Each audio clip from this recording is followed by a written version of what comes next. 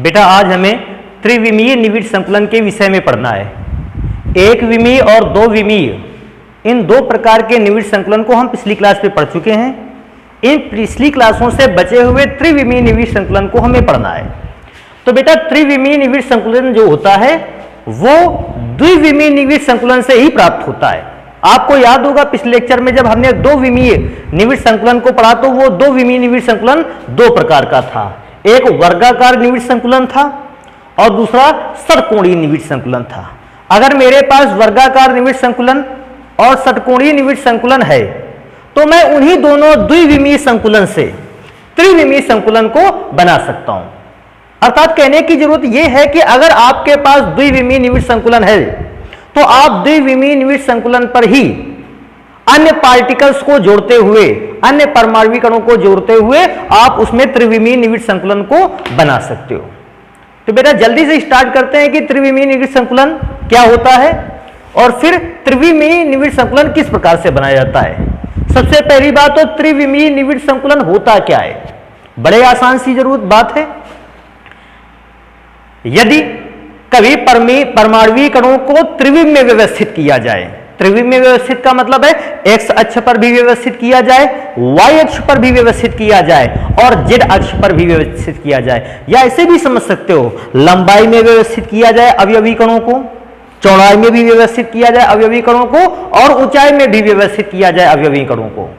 तो जब कभी अवयवी कणों को तीनों विमाओं पर लंबाई, चौड़ाई, ऊंचाई या एक्स अक्ष, वाई अक्ष और जेड अक्ष पर व्यवस्थित किया जाता है, परमाणु या अवयवी कणों की इस व्यवस्था को हम क्या कहते हैं, त्रिविमीय निविड़ संकुलन। तो ये तो त्रिविमीय निविड़ संकुलन के विषय में हो गया। बात आती है त्रिविमीय निविड़ संकुलन होता कितने प्रकार का है। बेटा हमें पता चलता है कि त्रिविमीय निविड़ संकुलन दो प्रकार का। एक निविड़ संकुलन कैसे बनाया जाता है उसका नाम पढ़ेंगे, नाम से ही पता चल जाएगा त्रिविमीय निविड़ संकुलन कैसे बनता है। मैं पढ़ता हूं नाम। द्विविमीय वर्गाकार निविड़ संकुलन परतों से, आपको द्विविमीय चाहिए, देखिए आपके पास दो विमीय निविड़ संकुलन है, द्विविमीय वर्गाकार निविड़ संकुलित। तो बेटा आप ध्यान दीजिए, ये जो आपको लेयर दिख रही है, ये जो अवयवी कणों की व्यवस्था दिख रही है, ये द्विविमीय है। द्विविमीय क्यों है? क्योंकि इस पे एक्स एक्सिस पे पार्टिकल अरेंज है और इस पर वाई एक्सिस पर पार्टिकल अरेंज है, दो विमाओं पर पार्टिकल अरेंज है। वर्गाकार निविड़ संकुलित परतें हैं। वर्गाकार इसलिए है, इनमें से कोई भी पार्टिकल आप मान लोगे, इसके बाद उसको छूने वाले अवयवी गोलों को मिलाओगे, एक वर्ग का निर्माण होगा, इसलिए वर्गाकार निविड़ संकुलित परतें हैं। अगर मैं इसी परत पर या गोलों की इसी व्यवस्था पर और भी गोले लगातार रखना स्टार्ट कर दूं, लिखा है द्विविमीय वर्गाकार निविड़ संकुलित परतों से, मतलब मैं इसी प्रकार की और परत लगा दूं। एक लेयर गोलों की ये लगी है, अब मैं क्या करूंगा, अगली लेयर कैसे लगाऊंगा, जो अगली लेयर लाऊंगा मैं पहला गोला इस गोले के ऊपर रख दूंगा, दूसरा गोला इस गोले के ऊपर रख दूंगा, तीसरा गोला इस गोले के ऊपर। जहां जहां ये अवयवी गोले हैं मैं इन्हीं के ऊपर अगले गोले को सेट करता रहूंगा। जैसे अगले गोले को सेट करता रहूंगा तो एक लेयर ये हो गई, एक लेयर मैंने इसके ऊपर सेट कर दी, और जब दूसरी लेयर सेट हो जाएगी तो मैं उन्हीं गोलों के ऊपर तीसरी लेयर को सेट करता रहूंगा। मतलब मैं गोलों की लगातार रख रख कर लेयर बनाता रहूंगा, लेकिन हर प्रत्येक अगली लेयर का गोला इसी लेयर के गोले के ऊपर ही रखा जाएगा। अगर मैं इन्हीं लेयर के गोले के ऊपर अगली लेयर के गोलों को रखता चला जाता हूं तो वो जो मुझे त्रिविमीय आकृति या त्रिविमीय अवयवी कणों की व्यवस्था मिलती है, कहलाती है द्विविमीय वर्गाकार निविड़ संकुलित परतों से निर्मित त्रिविमीय निविड़ संकुलन। त्रिविमीय निविड़ संकुलन कैसे बनेगा मैं दोबारा से बता दूं। यदि मेरे पास एक गोलों की व्यवस्था दी गई है, अगर मैं आगे आने वाले गोलों की परतों को इन्हीं के ऊपर रखना स्टार्ट कर दूं, एक गोला इस गोले के ऊपर यहां यहां यहां इस प्रकार से गोले रखना स्टार्ट कर दूं, एक दूसरी लेयर बना दूं। पहली लेयर ये हो गई, एक दूसरी लेयर और बना दिया, फिर उसके बाद गोलों के ऊपर ही गोले रखकर तीसरी लेयर बना दी, फिर गोलों के ऊपर ही गोले रखकर चौथी लेयर बना दी, फिर गोलों के ऊपर गोले रखकर ही चौथी लेयर बना दी। तो इस प्रकार से जो भी निविड़ संकुलन तैयार होगा वो मेरा त्रिविमीय निविड़ संकुलन कहलाएगा। और ध्यान देने वाली बात है, सोचिए आप, अगर गोलों के ऊपर गोला रखते चला जाओगे, गोलों के ऊपर गोले रखते चले जाओगे, इसका मतलब समस्त गोलों के केंद्र, जितने भी गोले हैं उन सभी गोलों के जो केंद्र होंगे वो एक सरल रेखा में आएंगे। अगर सरल रेखा में आएंगे तो मैं पहले गोले को अगर ए मानूंगा, उसके ऊपर रखे दूसरे गोले को भी ए इसलिए मानूंगा क्योंकि पहले गोले और दूसरे गोले के केंद्र आपस में सरल रेखा में है। तीसरा गोला मैंने रखा, तीसरा गोला जब मैंने रखा तो मैंने देखा तीसरे गोले का केंद्र और उसके नीचे दो परतों के गोलों के केंद्र एक ही सरल रेखा में है, इसलिए मैंने तीसरे गोले को भी क्या माना, ए। जब तक गोले, एक गोले का केंद्र अन्य गोलों के केंद्रों के साथ सरल रेखा में आता रहेगा, मैं गोलों के टाइप को ए गोला कहता रहूंगा। फिर मैंने चौथी लेयर जब बिछाई तो मैंने देखा चौथी लेयर का जो गोला है वो अन्य तीन गोलों के ही ऊपर है, अर्थात सभी चारों गोलों का सेंटर जो है वो एक स्ट्रेट लाइन में है, मैंने उस गोले को भी एक नाम दे दिया। इस प्रकार से ही मैंने लेयर्स को लगातार बिछाना स्टार्ट किया। तो द्विविमीय वर्गाकार निविड़ संकुलन परतों से बना हुआ जो त्रिविमीय निविड़ संकुलन होता है, मैं उसे कुछ इस प्रकार की भी संरचना देता हूं या अरेंजमेंट कहता हूं। कौन से प्रकार की अरेंजमेंट देता हूं, कहते हैं ए डैश डैश डैश निविड़ संकुलित संरचना, निविड़ संकुलित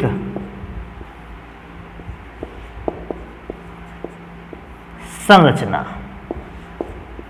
हाँ, अगर मुझे इसको डिफिनीशन देनी होगी कि द्विविमीय निविड़ संकुलन से आप त्रिविमीय निविड़ संकुलन कैसे बनाते हो, तो मैं उसको डिफिनीशन कैसे दूंगा इस टाइप के लिए। लिखते हैं यदि द्विविमीय वर्गाकार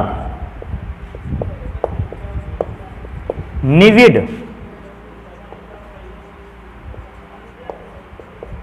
संकुलित परतों पर अन्य परतों को इस प्रकार व्यवस्थित किया जाए, अन्य परतों को इस प्रकार व्यवस्थित किया जाए,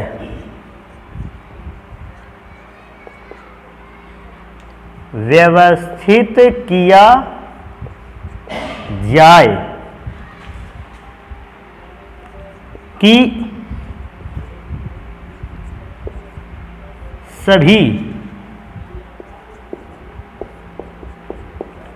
परतों के गोलों के केंद्र, सभी परतों के गोलों के केंद्र,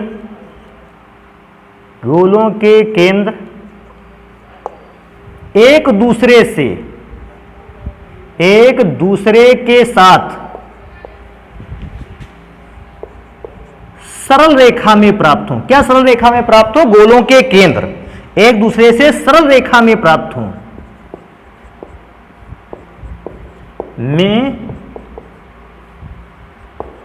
हो, इसके बाद आप लिख सकते हो द्विविमीय वर्गाकार निविड़ संकुलित परतों से त्रिविमीय निविड़ संकुलन का निर्माण इस प्रकार होता है।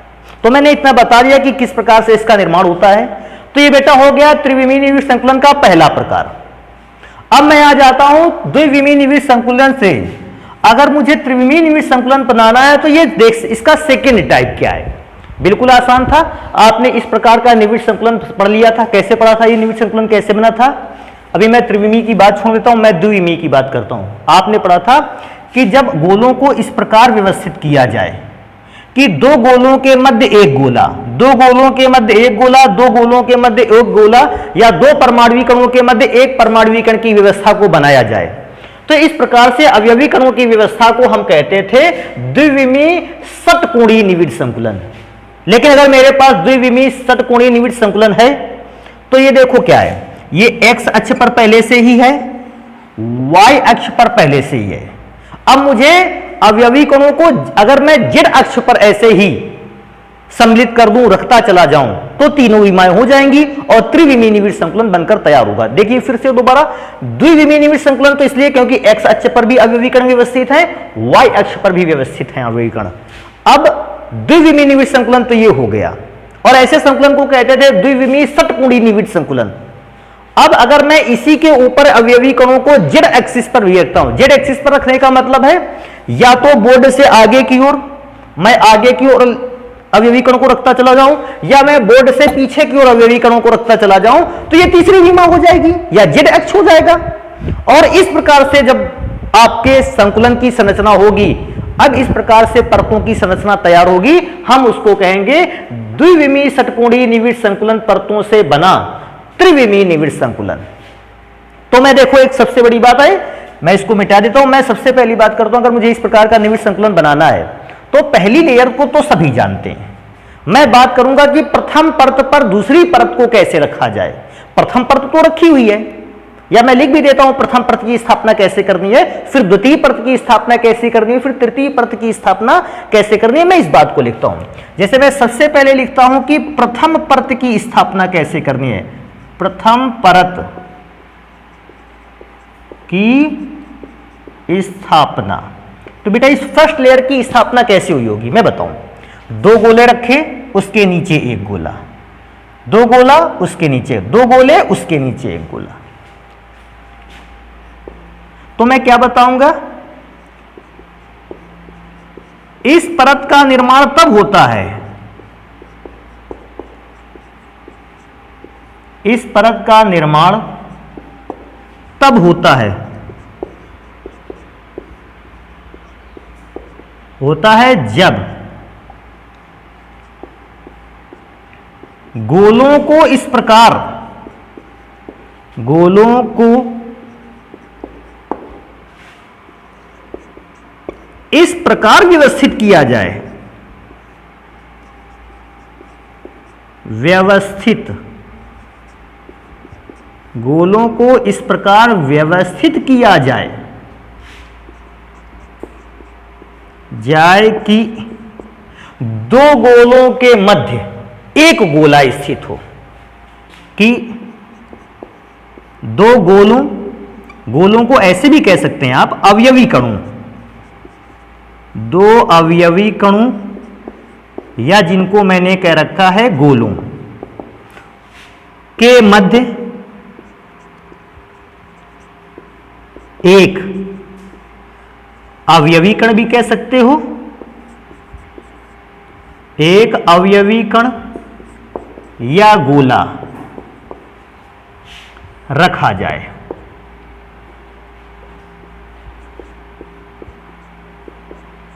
ये तो फर्स्ट लेयर हो गई। और बेटा फर्स्ट लेयर पर देखते भी होंगे हमेशा चाहे, जब देखो इन दो गोलों के मध्य ये गोला रखा गया है, इन दोनों के मध्य ये गोला रखा गया है, इन दोनों के मध्य ये गोला रखा गया है, हर एक जगह दो गोलों के मध्य एक गोले को या दो अवयवी कणों के मध्य एक अवयवी कण को रखते हुए संरचना बनाई गई है। ये तो फर्स्ट लेयर की स्थापना आपने कर दी। अब मैं बात करूंगा कि मुझे सेकंड लेयर की स्थापना कैसे करनी है। तब मैं द्वितीय परत की स्थापना को देखता हूं। द्वितीय परत की स्थापना, बेटा द्वितीय परत की स्थापना कैसे होगी मैं सबसे पहले बता देता हूं। द्वितीय परत की स्थापना करना कैसे, सोचो आप। आपको इन गोलों की व्यवस्था पर बीच में कुछ रिक्त स्थान भी दिखाई दे रहा होगा। अगर ये एक गोला है, ये एक गोला है, ये एक गोला है, तो रिक्त स्थान आपको यहां दिखाई देता है। मैं यहां छोटा सा डॉट बना देता हूं, ये रिक्त स्थान दिखाई देता है। ये रिक्त स्थान अगर देखा जाए एक त्रिभुज के आकार का है, ट्राइंगल के शेप का है, और ये ट्राइंगल के शेप की रिक्तियां आपको यहां बहुत सारी मिल जाएंगी। लेकिन बेटा आप सोचिए यहां ट्राइंगल दो प्रकार के मिलते हैं। कौन कौन से ट्राइंगल मिलते हैं? एक वो ट्राइंगल जो सीधा बना हुआ है, एक वो ट्राइंगल जो सीधा बना हुआ है, देखो यहां पे एक वो ट्राइंगल जो सीधा बना हुआ है, वो ट्राइंगल जो सीधा बना हुआ है, वो ट्राइंगल जो सीधा बना है, वो ट्राइंगल जो सीधा बना है। लेकिन बेटा इसी में से कुछ ट्राइंगल आपको ऐसे दिख रहे होंगे जो उल्टे बने हैं। उल्टे ट्राइंगल कौन से बने? ये वाला बेटा ट्राइंगल देखो आपको उल्टा दिखता होगा। ये वाला ट्राइंगल, ये वाला ट्राइंगल और ये वाला ट्राइंगल।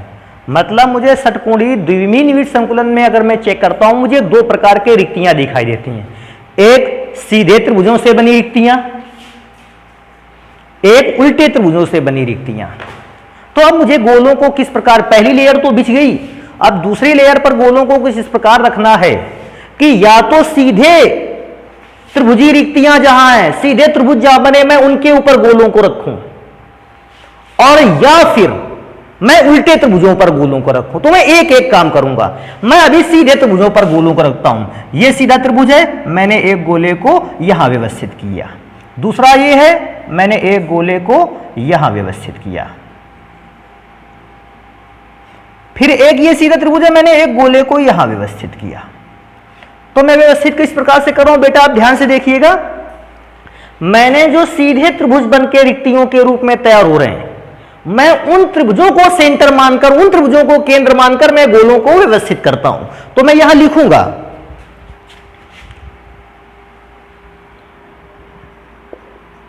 द्वितीय परत में, द्वितीय परत में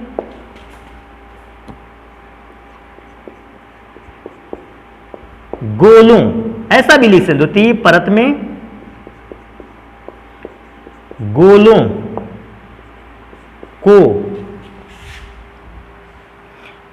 ऐसे स्थानों पर रखा जाता है, ऐसे स्थानों पर रखा जाता है जहां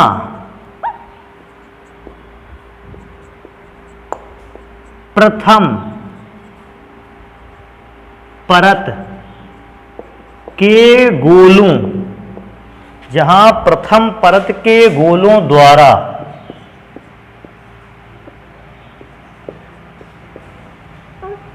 सीधे त्रिभुज के रूप में रिक्तियां, सीधे त्रिभुज के रूप में रिक्तियां का मतलब रिक्त स्थान उपलब्ध हैं।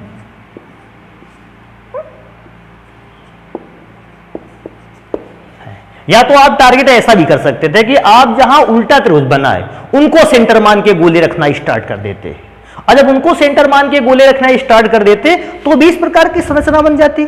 लेकिन अभी मैं एक चीज इसमें से जोड़े देता हूं, ऐड किए देता हूं इसी लाइन में से, कि बेटा अगर इस संरचना को चेक करूं, मैं ज्यादा भाग ना लूं, मैं केवल इतने भाग को लूं, इतने भाग को लूं, तो मुझे इतने भाग को देखने में क्या मिलता है कि 3 गोले रखे हुए हैं, और ये चौथा गोला उन गोले के कहां रखा हुआ है, ऊपर। मैं केवल इन 3 गोले, फर्स्ट ये सेंटर वाला, इस सेंटर वाला, इस सेंटर वाले, ये 3 गोले मैंने ले लिए, और ये चौथा गोला उनके ऊपर रखा हुआ ले लिया। आप एक बात और समझते हो कि मैंने चारों गोलों को रखा होगा, इन चारों गोलों के मध्य एक रिक्त स्थान होगा, एक खाली स्थान होगा। उस खाली स्थान को हम लोग कहते हैं वॉइड्स, रिक्तियां, छिद्र या होल्स भी कहते हैं।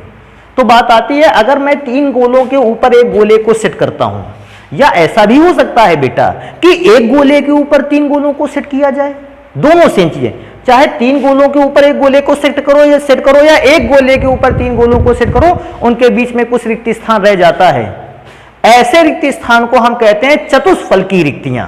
ध्यान रखिएगा, ऐसे रिक्तियों को आप क्या कहते हैं, चतुष्फलकी रिक्तियां। तो सबसे पहली बात होती है कि सर जी इस 3 गोलों के ऊपर अगर एक गोला रख दिया जाए तो उसके मध्य जो खाली स्थान है उसको चतुष्फलकी रिक्ति कहते हैं। तो चतुष्फलकी रिक्ति क्यों कहते हैं या कैसे होती है, इसके विषय में हम बाद में पढ़ेंगे। मैं एक बात बता देता हूं कि जब प्रथम परत के ऊपर द्वितीय परत की स्थापना होती है,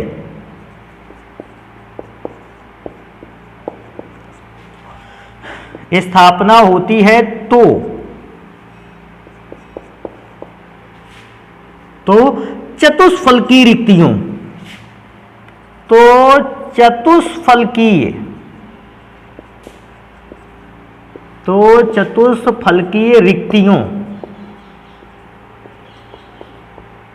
चतुष्फलकीय रिक्तियों का निर्माण होता है,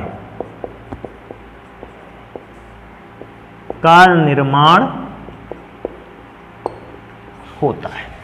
तो उस समय चतुष्फलकीय रिक्तियों का निर्माण होता है। ये इंपॉर्टेंट चीज है। हाँ बेटा, ये बात जरूर है कि अभी चतुष्फलकीय रिक्ति होती क्या है, ये कैसे बनती है, आखिर इसका नाम चतुष्फलकीय रिक्ति क्यों पड़ा, हम इसको पढ़ेंगे, लेकिन कुछ देर बाद पढ़ेंगे। अभी मैंने बस इतनी बात बता दिया है कि इस प्रकार से जब भी अरेंजमेंट होती है तो एक चतुष्फलकीय रिक्ति का निर्माण होता है। अब मैं तीसरी लेयर्स को भी इसमें कैसे लगाऊंगा, या मैं तीसरी थर्ड लेयर को अगर इसमें लगाने की कोशिश करूं तो वह थर्ड लेयर कैसे लगेगी, मुझे इसको हटाना पड़ेगा। तो आप इसको स्क्रीनशॉट कर सकते हैं, मैं थर्ड लेयर को लगाना बताता हूं। हो गया बेटा? तो अब बात आती है कि आपने प्रथम लेयर को सेट कर लिया, आपने द्वितीय लेयर को सेट कर लिया। अब आप तृतीय लेयर को कैसे सेट करोगे, तृतीय परत को कैसे सेट करोगे, तो मैं अब हेडिंग डालूंगा आगे कि तृतीय परत की स्थापना, तृतीय परत की स्थापना। थर्ड लेयर को आप कैसे लगाओगे, बिल्कुल आसान सा बेटा, ध्यान देने वाली बात है। थर्ड लेयर को आप क्या करोगे, फर्स्ट लेयर को आपने तो पहले से व्यवस्थित किया, सेकेंड लेयर को कैसे व्यवस्थित किया, सीधे जो त्रिभुज थे उन त्रिभुजों के ऊपर आपने अवयवी कणों को रखना स्टार्ट किया। अब थर्ड लेयर को ऐसे सजाओगे कैसे कि जो पहली लेयर का गोला था, थर्ड लेयर का गोला उस गोले के ऊपर आएगा, फिर थर्ड लेयर का गोला इस पहली लेयर के गोले के ऊपर आएगा, फिर थर्ड लेयर का गोला इस पहली लेयर के गोले के ऊपर आएगा, फिर थर्ड लेयर का गोला पहली लेयर के गोले के ऊपर आएगा। अर्थात मैं क्या सोचता हूं, थर्ड लेयर के जितने भी गोले हैं वो पहली लेयर की गोले के ऊपर आएंगे। बेटा इसी क्रम को समझना आगे, प्रथम लेयर के गोलों के केंद्र और तृतीय लेयर के गोलों के केंद्र आपस में बराबर होंगे, एक सरल रेखा में होंगे। सेम उसी प्रकार द्वितीय और चतुर्थ लेयर के केंद्र एक सरल रेखा में होंगे, कुछ इस प्रकार से, पहली लेयर, दूसरी लेयर चढ़ाई, तीसरी लेयर, चौथी लेयर, पांचवी लेयर, छठवीं लेयर, ऐसी लेयर बनाओगे तो पहली लेयर के गोलों के केंद्र और तीसरी लेयर के गोलों के केंद्र एक सरल रेखा में। मतलब पहली लेयर के गोलों के ऊपर तृतीय लेयर के गोले बिल्कुल रख दिए जाएंगे और तृतीय लेयर के ऊपर पांचवी लेयर के गोलों के केंद्र, प्रथम, तृतीय और पांचवी लेयर के गोलों के केंद्र एक सरल रेखा में। उसी प्रकार दूसरी, चौथी और छठवीं लेयर के गोले के केंद्र एक सरल रेखा में होंगे। अभी मैं क्या सोचता हूं, पहली लेयर के गोला और तीसरी लेयर के गोले के केंद्र तो सरल रेखा में हैं, क्योंकि पहली और तीसरी लेयर के गोलों के केंद्र सरल रेखा में। आप पहली लेयर के गोले को ए मान सकते हो, तीसरी लेयर का भी गोला उसी सेंटर पर है, ए मान सकते हो, पांचवी लेयर का भी ये उसी सेंटर पर है, ए मान सकते हो। लेकिन दूसरी लेयर का जो गोला का केंद्र है, आप देख रहे थे, उन तीन गोलों के केंद्रों के बीच में था। तो मैं इस गोले के केंद्र को अगर बी मानता हूं तो चौथी लेयर के भी गोले को क्या मानना पड़ेगा, बी, और छठवीं गोले के लेयर को भी क्या मानना पड़ेगा, बी। तो इस त्रिविमीय निविड़ संकुलन में, इस प्रकार के निविड़ संकुलन पर संरचना का प्रकार क्या होगा, A B A B A B A B. लेकिन इस बात को बाद में रखते हैं, सबसे पहले तृतीय लेयर की स्थापना की बात में बताते हैं। लिखते हैं तृतीय परत में अवयवी कणों, बेटा अवयवी कणों को आप गोलों भी कह सकते हो, क्योंकि अवयवी कणों का आकार गोलाकार होता है। तृतीय परत में अवयवी कणों को इस प्रकार रखा जाता है, को इस प्रकार रखा जाता है कि प्रथम परत में उपस्थित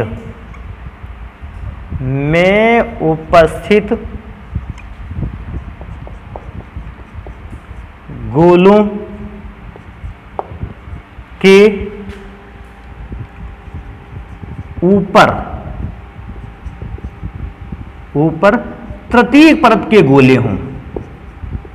प्रथम परत के गोलों के ऊपर तृतीय परत के गोले हों, तृतीय परत के गोले या अवयवी कण हों। इस प्रकार से तृतीय परत की स्थापना होती है। जिस जिस प्रकार से प्रथम परत के गोले रखे रहते हैं, द्वितीय परत को छोड़कर तृतीय परत बिल्कुल उसे ही रख दी जाती है। तो इस प्रकार से बेटा गोलीय कणों की स्थापना होती है। तो बेटा मैंने पढ़ लिया है कि त्रिविमीय निविड़ संकुलन कितने प्रकार का होता है, 2 प्रकार के, और इन 2 प्रकार में से सबसे इंपॉर्टेंट है कि द्विविमीय षटकोणीय निविड़ संकुलित परतों से आप त्रिविमीय निविड़ संकुलन का निर्माण कैसे करते हो।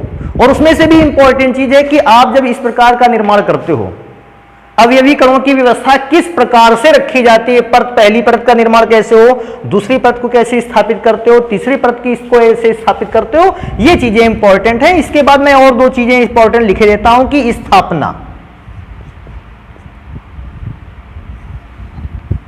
मैं इनकी स्थापना के विषय में भी थोड़ा सा लिखे देता हूं, कैसे, या सॉरी स्थापना तो मैं लिख चुका हूं, संरचना।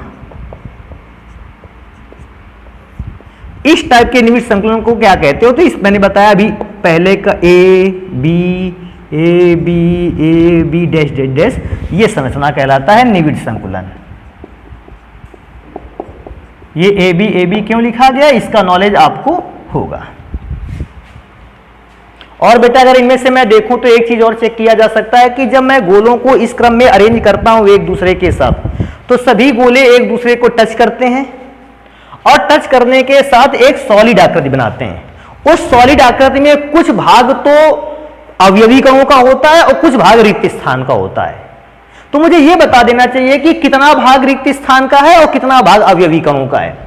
तो बेटा ऐसी समस्या में संकुलन क्षमता एक आर्टिकल आता था, संकुलन क्षमता।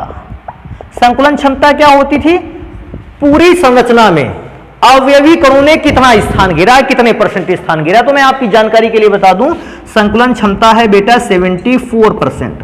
अर्थात अगर मैं इस प्रकार की संरचना को निर्मित करता हूं, इस प्रकार की संरचना को बनाकर तैयार करता हूं, तो 74% जो भाग है वो अवयवी कण घेर लेंगे और इसके बाद 26% जो पार्ट बचता है वो इन रिक्त स्थानों का होगा। रिक्त स्थान कौन से बेटा पता चल रहे थे, ये एक रिक्त स्थान था, ये था, ये रिक्त स्थान था, ये रिक्त स्थान, ये रिक्त स्थान, इन रिक्त स्थानों का 26% भाग होता है।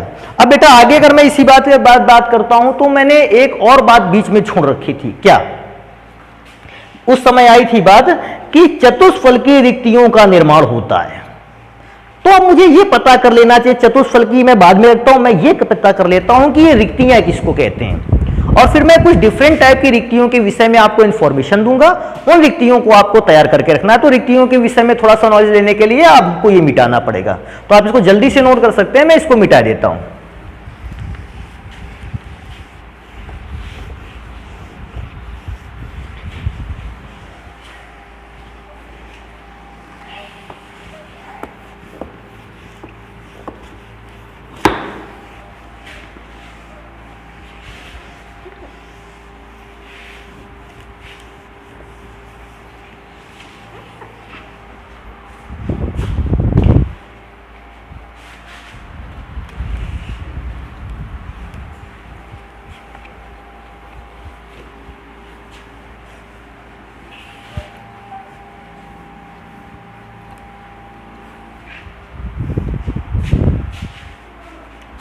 तो मुझे सबसे पहले पढ़ लेना चाहिए कि रिक्तियां क्या होती हैं।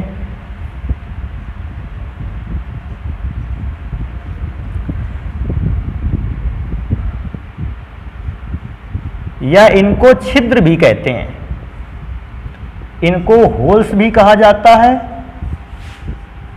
इनको वॉइड्स भी कहते हैं। तो इतने नामों से हम इनको जानते हैं।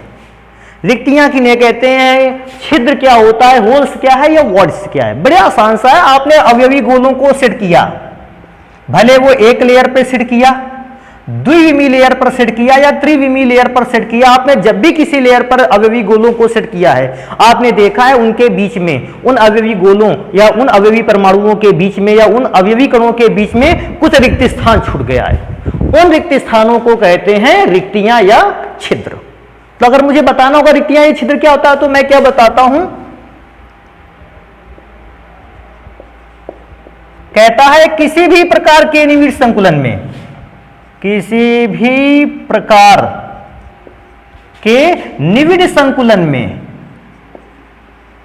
निविड़ संकुलन,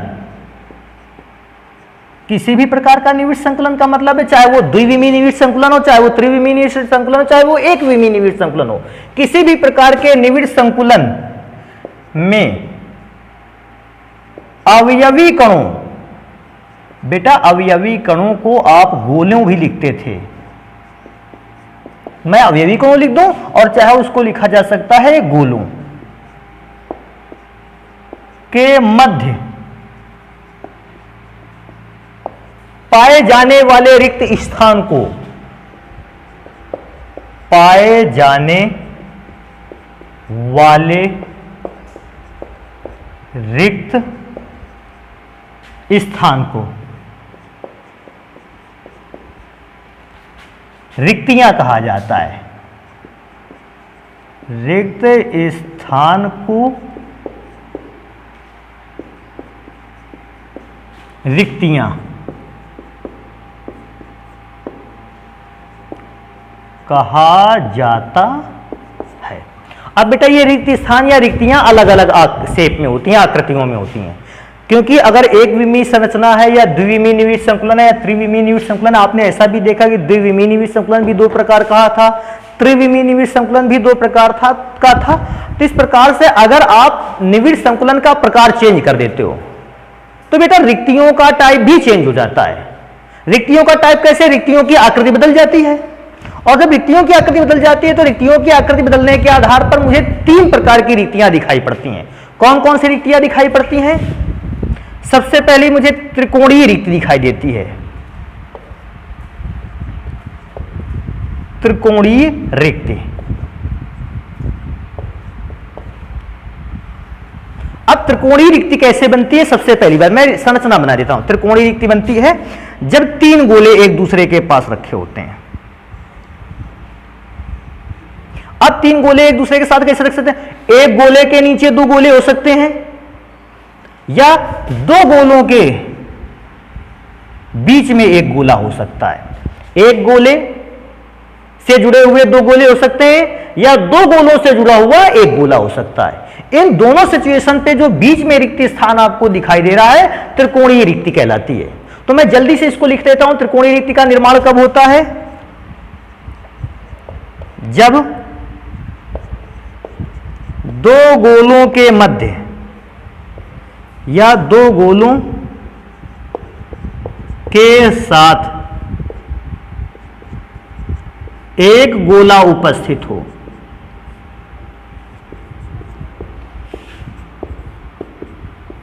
एक गोला उपस्थित हो, या सेकेंड सिचुएशन ऐसी भी बन सकती है कि जब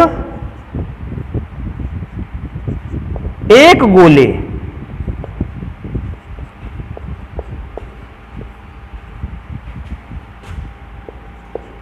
को स्पर्श करते हुए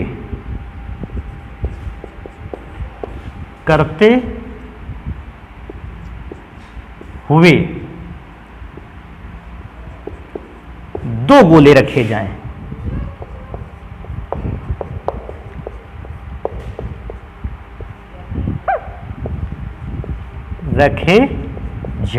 और इस प्रकार रखे जाएं कि तीनों गोले इन दोनों को आपस में क्या करते हो? स्पर्श करते हो। और दोनों सिचुएशंस के लिए मैं ऐसे भी लिख सकता हूं, इन दोनों सिचुएशन में एक बात जरूरी है। क्या जरूरी है? तीनों गोले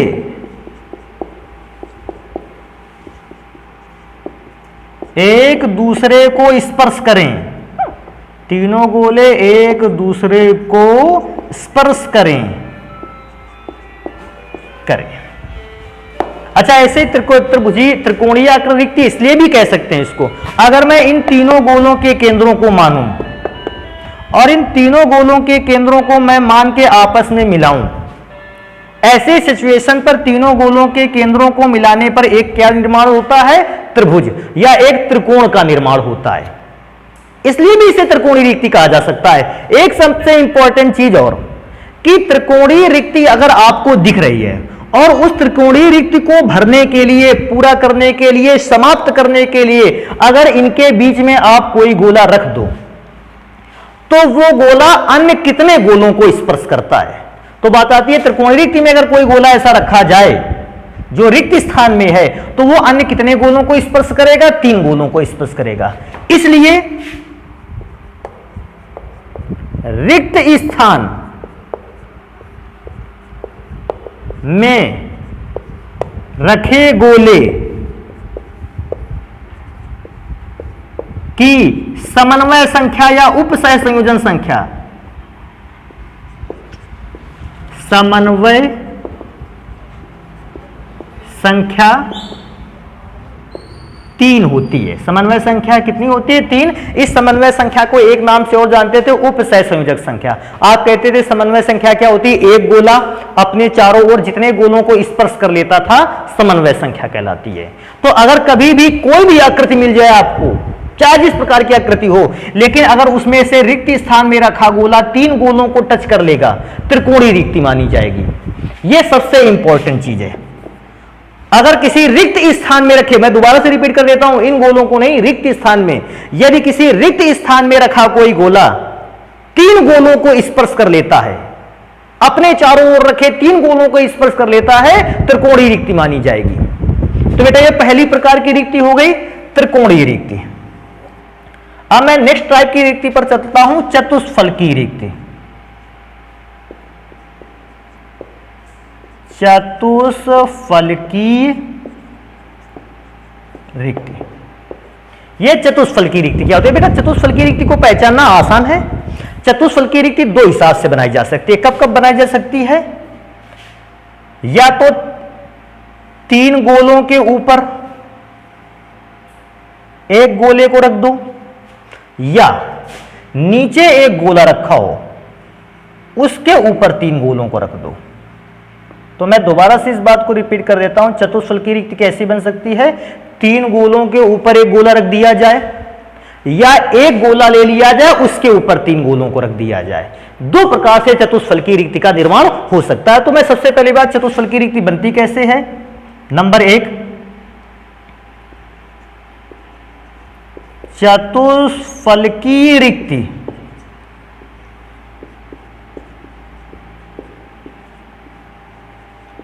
का निर्माण तब होता है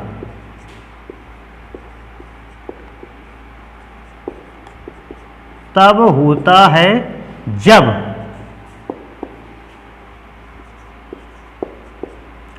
तीन गोलों पर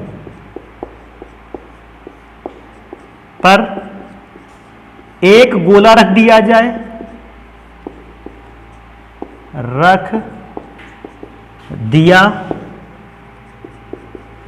या एक गोले पर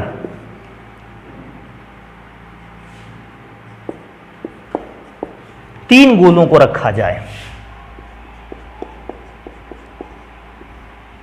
तीन गोलों को रखा जाए। तो बेटा सबसे इंपॉर्टेंट है, चतुष्फलकीय रिक्ति कब बनती है? जब तीन गोलों के ऊपर एक गोला रखा हो, या फिर एक गोले के ऊपर तीन गोले रखे हो। मैं इसको थोड़ा सा अच्छा बना देता हूं। तीन गोले का मतलब पहला गोला, दूसरा गोला और तीसरा गोला इसके पीछे साइड पर, और चौथा गोला मैं कहां रखाऊंगा? इन तीनों गोलों के ऊपर। तो मैं ये बेटा संरचना के लिए मुझे तीन गोलों के ऊपर बना दूंगा, समझ में नहीं आएगा, मैं थोड़ा सा ऊपर रखता हूं। अब देखो एक चीज है, अगर मैं इन गोलों के सेंटर को आपस में मिलाऊं तो ये तीन गोले तो जमीन पर रखे हो गए। अब मैं इन्हीं तीनों गोलों के सेंटर को ऊपर वाले से मिलाता हूं, इसके सेंटर से। अब इसके सेंटर से मिलाओगे बेटा, अगर आप इसको ध्यान से देखोगे, इसमें चार फलक मिलेंगी आपको इस आकृति में। यह आकृति कुछ कैसी बनी है, मैं इसको अलग से बना के दिखाता हूं। यह आकृति आपके पास कुछ ऐसी होगी, ये ऐसी आकृति होगी। इस आकृति में अगर आप ध्यान से देखोगे बेटा, चार फलक हैं। चार फलक कौन कौन सी, आप ध्यान से देखिएगा। पहली ये जमीन तल की सरफेस, ये पहली सरफेस हो गई। दूसरी सरफेस हो गई जो इसके पीछे के साइड होगी, प्लेन सरफेस। कि भाई त्रिभुज के आकार का बना हुआ, तो एक सरफेस इसके जस्ट पीछे होगी, दूसरी सरफेस वो हो गई पीछे से आई हुई सरफेस। तीसरी सरफेस ये वाली हो गई, और चौथी सरफेस ये वाली हो गई। पहली सरफेस नीचे, दूसरी सरफेस तीसरी सरफेस और एक पीछे इसके होगी चौथी सरफेस। तो वो जो चौथी सरफेस मिलकर, ये 4 सरफेस मिलकर एक दूसरे के साथ ऐसी रिक्तियां बनाती हैं, हमने इसका नाम रखा चतुष्फलकीय रिक्ति। और चतुष्फलकीय रिक्ति बनती क्या है? जब 3 गोलों के ऊपर एक गोले को बेटा रखा जाए या एक गोले पर 3 गोलों को रखा जाए, चतुष्फलकीय रिक्ति का निर्माण होता है। अब चतुष्फलकीय रिक्ति से निर्धारित कुछ बातों को भी मैं पढ़ लेता हूं चतुष्फलकीय रिक्ति का। सबसे पहले कि चतुष्फलकीय रिक्ति पर अगर कोई गोला रख दिया जाए, यहां मैं गोले को रख दूं, चतुष्फलकीय रिक्त स्थान में रखा गोला अन्य कितने गोलों को टच करेगा? तो बेटा जो रिक्त स्थान में गोला वो इन 3 गोलों को, नीचे वाले को तो टच करेगा, ऊपर वाले को भी टच करेगा, और 4 गोलों को टच करेगा। तो रिक्त स्थान में रखे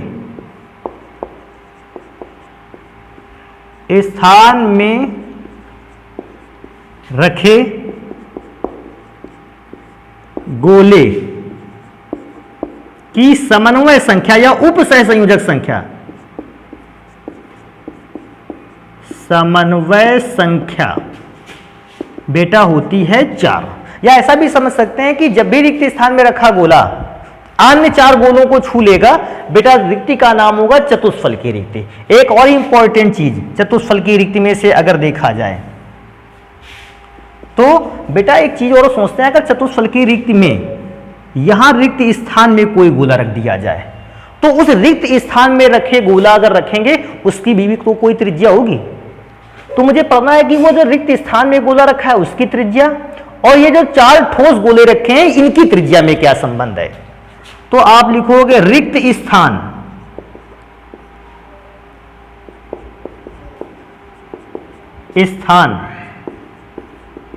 में रखे गोले की त्रिज्या, रिक्त स्थान में रखे गोले की त्रिज्या, बेटा रिक्त स्थान में रखे गोले की त्रिज्या को आरवी से लिख सकते हैं, रेडियस ऑफ वॉइड्स, रिक्त स्थान की त्रिज्या 0.225 गुना होती है उन सॉलिड गोलों से।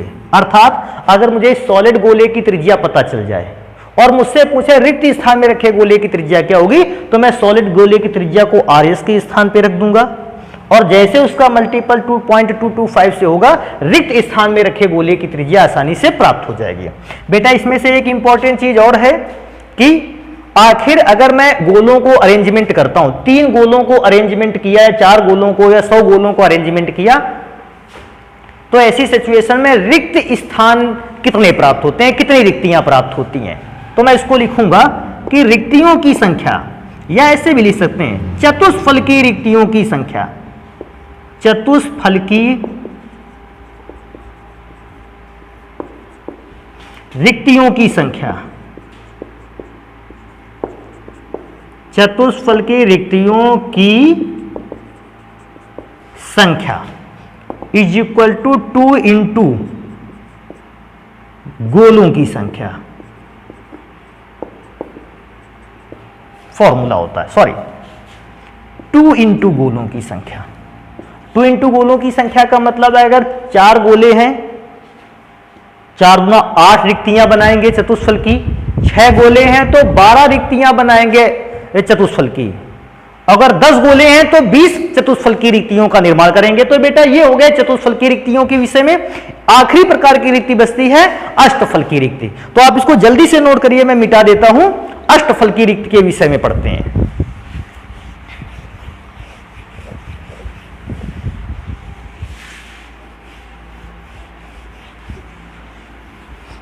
तो बेटा नेक्स्ट आर्टिकल आता है अष्टफल की रिक्ति। अष्टफल की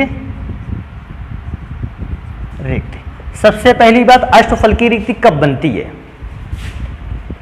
अष्टफल की रिक्ति का निर्माण 2 सिचुएशन पे होता है। कौन कौन सी सिचुएशन पे होता है? जब 3 गोलों पर विपरीत दिशा में 3 गोले, विपरीत दिशा में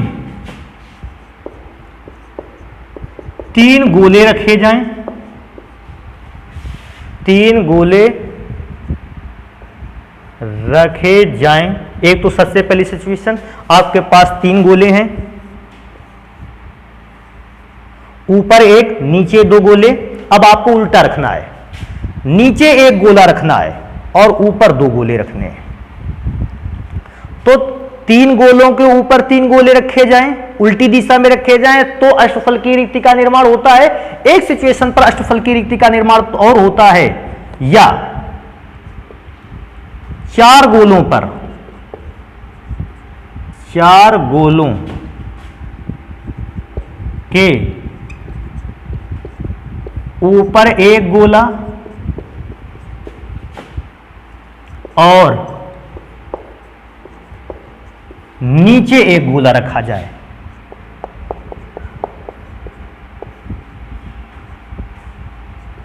रखा जाए तो चौथी दूसरी सिचुएशन क्या हो सकती है? 4 गोले बेटा एक दूसरे के साथ रखे हैं अरेंजमेंट में, 1 गोला मैंने पीछे रख दिया और 1 गोला मैंने रख दिया ऊपर की ओर। पीछे वाले गोले को मैंने छोटे से बनाया और आगे वाले गोले को मैंने बड़े से बनाया। इस सिचुएशन में इन 4 गोलों, एक पीछे गोले, एक बीच वाले आगे वाले गोले के बीच में जो रिक्त स्थान बनकर तैयार होगा वो रिक्त स्थान कहलाएगा अष्टफलकीय रिक्ति। अच्छा, अष्टफलकीय रिक्ति में होता क्या है? उस रिक्त स्थान को ध्यान देते हैं। अगर उस अष्टफलकीय रिक्ति में कोई गोला रख दिया जाए तो वो क्या करेगा? 4 गोलों को तो टच करेगा, एक पीछे वाले गोले को भी टच करेगा, एक आगे वाले गोले को भी टच करेगा। तो इस प्रकार से वो कितने गोलों को टच कर लेगा? 6 गोलों को। अगर 6 गोलों को टच कर लेगा तो समन्वय संख्या क्या हो जाएगी? समन्वय संख्या बराबर 6। आप इस बात को ध्यान रखना है, समन्वय संख्या का मान 6 होता है अष्टफलकीय रिक्ति के लिए। अभी मुझे एक और चीज ध्यान देना है, नेक्स्ट नंबर पर मुझे क्या चीज ध्यान देनी है कि अगर अष्टफलकीय रिक्ति होती है तो अष्टफलकीय रिक्तियों की संख्या और गोलों की संख्या में क्या संबंध होता है। तो मैं लिखूंगा अष्टफलकीय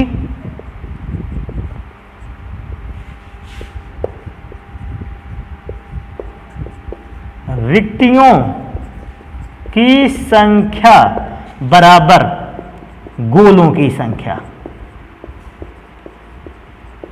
इससे बेटा ये पहचाना जा सकता है कि जितने गोले होंगे, अगर 6 गोले हैं और वो अष्टफलकीय रिक्ति का निर्माण करते हैं तो इस अष्टफलकीय रिक्तियों की संख्या भी कितनी होगी? 6 ही होगी।